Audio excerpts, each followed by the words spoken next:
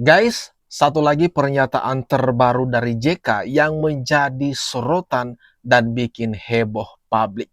Soal orang di luar Jawa sulit sekali menjadi presiden di NKRI. Ini nanti gimana menurut pendapat kawan-kawan. Namun sebelumnya, ini dia, mari kita tonton video tanggapan dari pengamat politik. Pernyataan dari Pak Yusuf Kala, mantan Wakil Presiden Republik Indonesia yang mengatakan bahwa sulit bagi orang di luar Jawa untuk menjadi presiden di Republik Indonesia. Pertanyaannya adalah, lalu bagaimana dengan orang di luar Jawa untuk bisa memenangkan sebagai presiden di Indonesia? Baginya cukup sederhana, yaitu dengan cara mengubah pemilihan presidennya. Kalau pemilihan presidennya dipilih secara langsung, kira-kira begitu, sulit memang orang Jawa untuk menjadi presiden. Tapi kalau pemilu presidennya tidak dilakukan secara langsung, sebut saja misalnya dipilih oleh MPR, sangat mungkin orang di luar Jawa akan memenangkan pertarungan politik secara signifikan. Gimana nih teman-teman? Setelah kalian mendengarkan, ada ditanggapi oleh pengamat politik Adi Prayitno, di mana ada satu pernyataan dari Bapak Yusuf Kala yang mengatakan orang di luar Pulau Jawa itu akan sulit sekali, atau orang di luar dari etnis Jawa itu sulit sekali menjadi orang nomor satu di RI atau Republik Indonesia. Salah satu solusi yang diusulkan oleh Adi Prayitno mungkin biar bisa orang di luar Jawa itu masuk RI 1 adalah mengubah pemilunya. Misal ini, dari yang pemilihan langsung, misal diubah menjadi dipilih oleh MPR RI. Atau gimana nih teman-teman? Kalau menurut pendapat kalian, ini ada beritanya, mari kita tonton. Jadi kalau kita lansir dari FIFA, jika orang luar Jawa sulit jadi presiden. Mari kita baca bersama isi beritanya teman-teman. Wakil Presiden atau Wapres RI ke-10 dan ke-12 Yusuf Kala mengatakan orang yang berasal dari luar Pulau Jawa sulit untuk menjadi Presiden RI. Hal itu disampaikan JK saat memberikan sambutan dalam acara Tasakuran Milad ke-84 yang berlangsung di kediamannya di kawasan Jakarta Selatan pada Sabtu 16 Mei 2026. JK awalnya bercerita soal awal dirinya masuk ke dalam dunia politik. Saat itu, JK diajak masuk ke dalam pemerintahan Presiden RI keempat, Abdurrahman Wahid atau Gus Dur. Waktu masuk politik, tidak sengaja sebenarnya. Ajak anggota MPR utusan daerah. Waktu tiba-tiba Pak Gus Dur usul kabinet. Terus siapa yang mewakili Indonesia Timur? Cuma satu yang bisa. Cuma saya. Masuklah saya kabinet, kata JK. Karir politik JK terus berjalan mulai dari menjadi anggota DPR hingga menjadi Menko Kesejahteraan Rakyat. Setelah memiliki pengalaman yang cukup, JK pun sempat memutuskan ikut dalam kontestasi Pilpres, namun hanya sebagai wakil presiden. JK diketahui sempat menjadi wakil presiden RI, mendampingi presiden periode 2004-2009, Susilo Bambang Yudhoyono atau SBY. Dia kemudian kembali ditunjuk menjadi wakil presiden mendampingi Joko Widodo atau Jokowi sebagai presiden pada periode 2014 sampai 2019. Jadi DPR dulu, menteri, kemudian Menko Kesra, wakil presiden, ungkap dia. JK mengaku dirinya sempat berusaha maju dalam Pilpres 2009 berpasangan dengan Wiranto. Namun nasibnya kurang beruntung sehingga gagal menjadi orang nomor satu di negeri ini. Menurut JK, faktor daerah asal masih menjadi tantangan bagi tokoh di luar Jawa untuk memenangkan kontestasi Pilpres. Ke presiden gagal, memang kita orang luar Jawa masih agak sulit, mesti susahlah, pungkas dia. Inilah pernyataan daripada Yusuf Kala yang mengatakan kalau orang di luar Jawa sulit sekali menjadi orang nomor satu di negeri ini. Gimana nih teman-teman? Kalau menurut pendapat kalian, komen-komen di bawah ini. Teman-teman pasti banyak yang nonton aneh-aneh lah. Iya. Apa harus jadi presiden aja kau bisa ngabdi? Kan tadi juga. Ya itu yang saya tahu diri juga lah. Kalau kau bukan orang Jawa, tahu jangan terus. Nah, ini bicara fakta antropologinya begitu. Antropologi, Anda antropolog. Ya itu. Kalau Anda bukan orang Jawa, pemilihan langsung hari ini, saya nggak tahu 25 tahun lagi. Udah lupain deh. Gak usah kita memaksakan diri kita, sakit hati.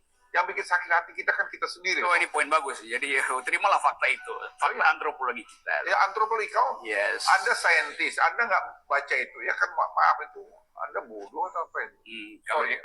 Kalau mereka nggak baca. Ya kok. Anda suka ngingatin kok. Iya, saya ingatin ada orang yang nggak baca bahwa antropologi kita itu basisnya adalah ethnicity itu. Dan faktualitas itu yang kadangkala membatalkan ambisi orang untuk jadi presiden. Ya termasuk saya. Iya. Betul. Tidak boleh minoritas. Saya tidak boleh minoritas. Jadi saya udah Batak Kristen lagi. Jenderal lagi. Ya, itu juga minoritas kan. Jadi saya bilang ya sudah cukup itu. Kita harus tahu. Ngapain saya menyakitin diri hati saya? Istri saya juga bilang, kamu ngapain sih Pak? Ya memang nggak mau. Syukurlah. Haleluya dia. Ya. Ini juga pernyataan dari Opung Luhut. Luhut bin Sarpanjaitan alias LBP mengatakan memang kalau orang di luar Pulau Jawa itu jangan mimpi. Jadi Presiden RI. Ini prediksinya 25 tahun ke depan. Kalau masih pemilihannya langsung.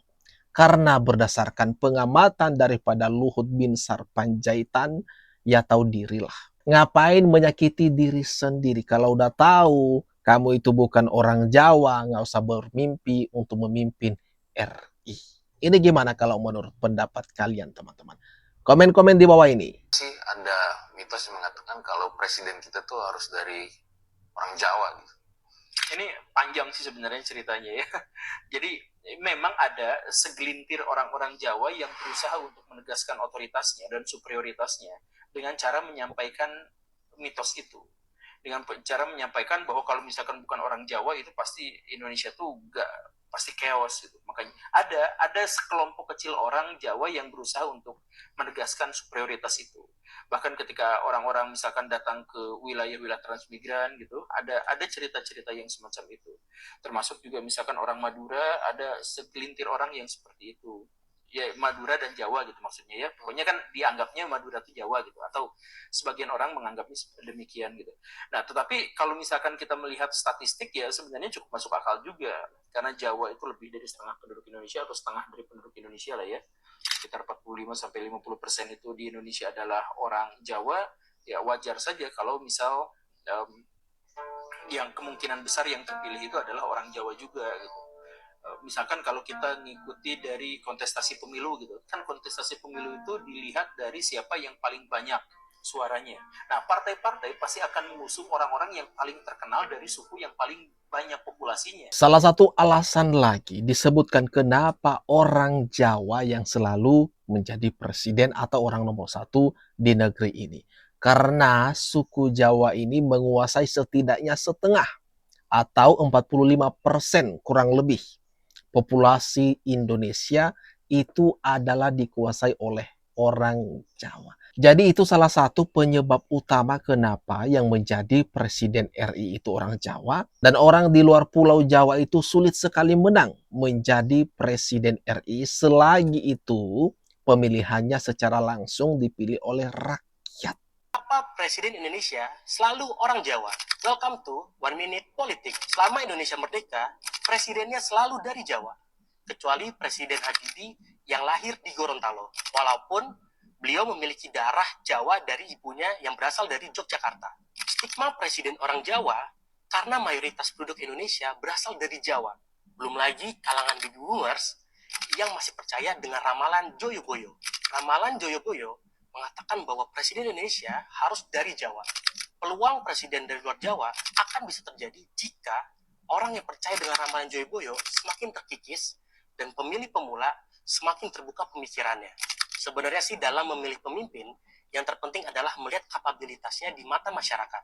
Jadi, gimana menurut kalian?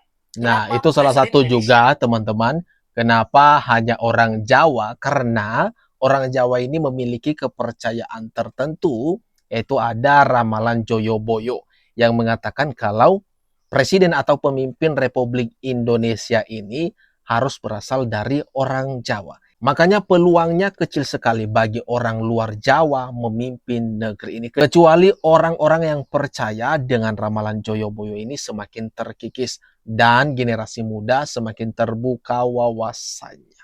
Nah ini gimana nih teman-teman? Kalau menurut pendapat kalian atas apa yang barusan saja kita bahas, kita tonton bersama. Jangan lupa tinggalkan komentar terbaikmu di kolom komentar yang ada di bawah.